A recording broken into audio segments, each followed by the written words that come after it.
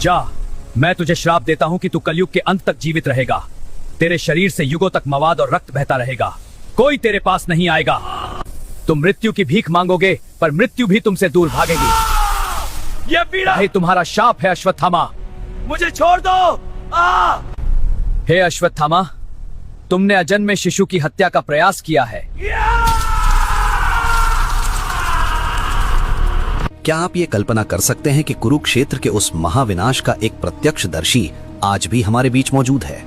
एक ऐसा अजय योद्धा जो पिछले 5000 वर्षों से मृत्यु की प्रतीक्षा में युगों को बदलते देख रहा है, जिसके शरीर से आज भी मवाद और रक्त बहता है, जो अपने असहनीय घावों को शांत करने के लिए राहगियों से तेल और हल्दी मांगता है। वो मृत्यु की भीख मांगता है, लेकिन स्वयं मृत्यु भी उससे दूर भागती है। आधुनिक विज्ञान इसे असंभव कह सकता है, लेकिन हमारे धर्म ग्रंथ, युगों से चली आ रही लोक कथाएं और उस पीड़ा का एहसास कुछ और ही गवाही देते हैं। ये कहानी है गुरु द्रोणाचार्य के पुत्र, शिव के अंश और महाभारत के सबसे श्रापित योद्धा अश्वत्थामा की।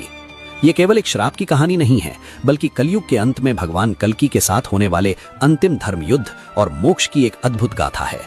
एक दरिद्र बचपन से अजय योद्धा बनने तक इस महाविनाश की नींव कुरुक्षेत्र में नहीं, बल्कि गुरु द्रोणाचार्य की एक टूटी हुई कुटिया में पड़ी थी। एक समय था जब महान धनुर्धर द्रोणाचार्य अत्यंत निर्धन थे। निर्धनता ऐसी कि उनके पास अपने बालक अश्वत्थामा को पिलाने के लिए गौ दुग्ध तक नहीं था। एक दिन जब नन्हे अश्वत्थामा ने अपने मित्रों को दूध पीते देखा तो वो भी रोता हुआ अपनी माता कृपि के पास गया। माता का हृदय विदीर्ण हो गया। घर में दूध के लिए एक बूंद नहीं थी, इसलिए उन्होंने चावल के आटे को जल में घोलकर उसे दूध बताकर अपने पुत्र को पिला दिया। उस श्वेत जल को पीकर अश्वत्थामा खुशी से नाचने लगा कि उसने दूध पी लिया है। जब गुरु द्रोण ने यह दृश्य देखा तो उनका स्वाभिमान रो उठा। उन्हें लगा कि दरिद्रता के कारण उनका पुत्र उपहास का पात्र बन रहा है। उसी क्षण द्रोणाचार्य ने हस्तिनापुर जाने का निर्णय लिया और यहीं से महाभारत के उस महाकाव्य का बीजारोपण हुआ।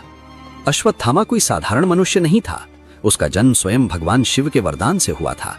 जन्म लेते ही उसने अश्व, घोड़े के समान गर्जना की थी, इसलिए उसका नाम अश्वत्थामा पड़ा। उसके मस्तक पर जन्म से ही एक दिव्य मणि सुशोभित थी। ये मणि कोई साधारण पत्थर नहीं, बल्कि एक अभेद्य कवच था जो उसे भूख, प्यास, रोग और किसी भी अस्त्र शस्त्र के प्रहार से सुरक्षित रखता था। जब तक वो मणि उसके पास थी, वो अजर और अमर था। महाभारत के उस भीषण युद्ध में अश्वत्थामा ने कौरवों का पक्ष लिया, क्योंकि वो दुर्योधन का परम मित्र था। युद्ध के 15वें दिन कुरुक्षेत्र की लाल मिट्टी पर एक ऐसी घटना घटी जिसने अश्वत्थामा की आत्मा को अंधकार से भर दिया। पांडवों को यह ज्ञात हो चुका था कि जब तक गुरु द्रोण के हाथ में शस्त्र हैं, उन्हें पराजित करना असंभव है। तब भगवान श्री कृष्ण की नीति से एक भ्रम फैलाया गया।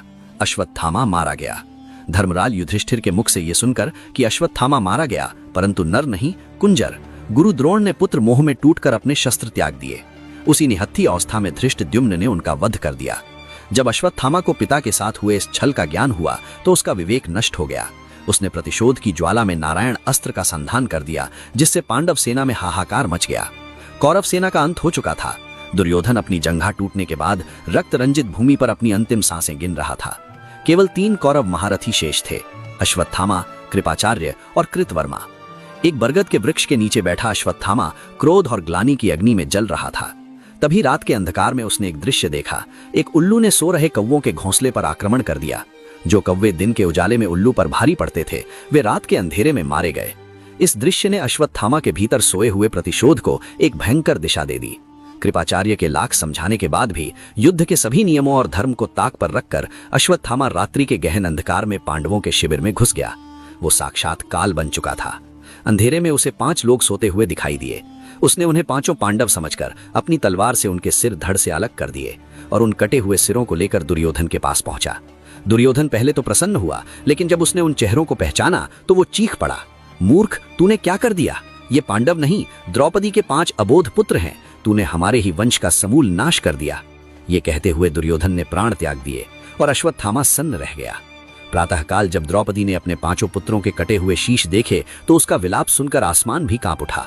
अर्जुन ने प्रतिज्ञा ली कि वो अश्वत्थामा का वध करके उसके मस्तक की मणि द्रौपदी के चरणों में लाएगा। अर्जुन और श्री कृष्ण ने अश्वत्थामा का पीछा किया।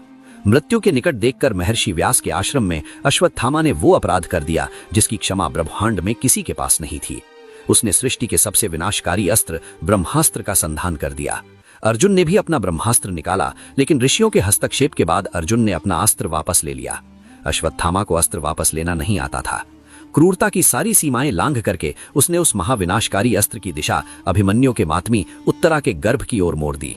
एक अजन्मे शिशु की हत्या का यह प्रयास देख भगवान श्री कृष्ण का क्रोध अपनी चरम सीमा पर पहुंच गया। कृष्ण ने अपने सुदर्शन चक्र से उत्तरा के गर्भ की रक्षा की। वो बालक बाद में राजा परीक्षित बना, लेकिन अश्वत्थामा को वो दंड दिया जो मृत्यु से भी अधिक भयावह था। श्री कृष्ण ने आगे बढ़कर अश्वत्थामा के मस्तक से वो दिव्य मणि बलपूर्वक उखाड़ ली। मणि निकलते ही वहां एक अत्यंत गहरा घाव बन गया। श्री कृष्ण ने उसे श्राप दिया, हे अश्वत्थामा, तूने जीवन का अपमान किया है। जा, मैं तुझे श्राप देता हूं कि तू कलयुग के अंत तक इस पृथ्वी पर जीवित रहेगा। तेरे शरीर से युगों युगों तक मवाद और रक्त बहता रहेगा। तेरे शरीर से इतनी दुर्गंध रहेगी कि कोई मनुष्य तेरे समीप नहीं जाएगा। तू वनों और बीहड़ों में भटकेगा, मृत्यु मांगेगा, परंतु तुझे मृत्यु नहीं मिलेगी। युगों युगों का भटकाव। कहा जाता है कि उसी दिन से अश्वत्थामा का नरक पृथ्वी पर ही आरंभ हो गया। 5000 वर्ष बीत गए, द्वारका समुद्र में समा गई, हस्तिनापुर खंडहर बन गया, कई साम्राज्य आए और मिट गए, लेकिन अश्वत्थामा का वो घाव आज भी हरा है। इतिहास और आज के समय में भी अश्वत्थामा के देखे जाने के कई दावे हैं। 12वीं सदी में जब पृथ्वीराज चौहान शब्द भेदी बाण विद्या सीखने जंगल गए तो उन्हें एक विशाल काय वृद्ध मिला जिसके माथे पर गहरा घाव था। वो कोई और नहीं, अश्वत्थामा ही थे। असीरगढ़ का किला, मध्य प्रदेश। यहाँ स्थित गुप्तेश्वर महादेव मंदिर में आज भी ये रहस्य बना हुआ है कि रात में मंदिर बंद होने के बाद सुबह शिवलिंग पर ताजे गुलाब और बेलपत्र कौन चढ़ाता है। स्थानीय लोगों का दृढ़ विश्वास है कि अश्वत्थामा नित्य यहाँ शिव की आराधना करने आते हैं। मध्य प्रदेश के एक गांव में एक डॉक्टर के पास एक ऐसा मरीज आया जिसके माथे के बीचों बीच एक गहरा गड्ढा था जिससे विचित्र दुर्गंध आ रही थी। पलक झपकते ही वो मरीज वहां से अदृश्य हो गया। नर्मदा की परिक्रमा करने वाले साधु संतों ने भी कई बार एक असाधारण विशालकाय साधु को पल भर में ओझल होते देखा है। वो रहस्यमयी और अभेद्य नगरी संभला, जो आम मनुष्यों की दृष्टि से ओझल है, वहीं भगवान कल्कि का जन्म होगा। अश्वत्थामा अपने 5000 वर्षों के कष्ट और तपस्या के बाद संभला नगरी पहुंचेंगे। मान्यता है कि भगवान श्री कृष्ण ने अश्वत्थामा के मस्तक से जो दिव्य मणि निकाली थी वो उसी अलौकिक नगरी संभला में सुरक्षित रखी गई है। जब कल्कि अवतार अपने पूर्ण रूप में प्रकट होंगे तब वे अश्वत्थामा को क्षमादान देंगे और वो दिव्य मणि उसे पुनः सौंप दी जाएगी। लेकिन इस बार वो मणि किसी अहंकार का प्रतीक नहीं बल्कि धर्म की रक्षा का शस्त्र होगी। मणि मिलते ही अश्वत्थामा का वो युगों पुराना घाव भर जाएगा। उसका शरीर पुनः एक दिव्य और अजेय योद्धा के रूप में परिवर्तित हो जाएगा। कलयुग के दानव कली और उसकी आसुरी शक्तियों के विरुद्ध होने वाले उस भयंकर अंतिम धर्म युद्ध में अश्वत्थामा भगवान कल्कि के प्रधान सेनापति के रूप में रणभूमि में उतरेंगे। 5000 वर्षों का संचित ज्ञान, परशुराम जी का मार्गदर्शन और शिव का तेज अश्वत्थामा को अजेय बना देगा। वो अपने हर उस पाप का प्रायश्चित करेगा जो उसने द्वापर युग की उस 18वीं रात को किया था। नाश हो जाएगा और सतयुग की नई भोर होगी। तब अश्वत्थामा का उद्देश्य पूर्ण हो जाएगा। चूंकि अश्वत्थामा का जन्म भगवान शिव के वरदान और उन्हीं के अंश से हुआ था, इसलिए अपने कर्मों का हिसाब चुकता करने के बाद साक्षात महादेव उनके समक्ष प्रकट होंगे। भगवान शिव की कृपा से अश्वत्थामा अपने उस नश्वर और श्रापित शरीर को त्याग देंगे। एक दिव्य प्रकाश के रूप में वो शिव के उसी अनंत स्वरूप में विलीन हो जाएंगे जहां से उनकी उत्पत्ति हुई थी।